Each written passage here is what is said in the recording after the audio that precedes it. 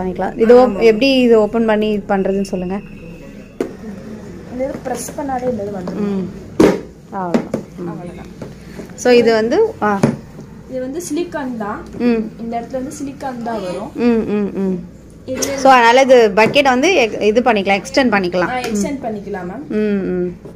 இது வந்து ஆன் பண்ற சுவிட்ச், ஆஃப் பண்ற சுவிட்ச் எல்லாமே. ஓகே. இது அவுட்லெட் தண்ணி வெளியில போறதுக்கு.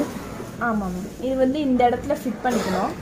இதெல்லாம் ஃபிட் பண்ணிட்டீங்கன்னா தண்ணி வந்து நார்மலா வெளிய போயிடும் தொலைச்சிங்க.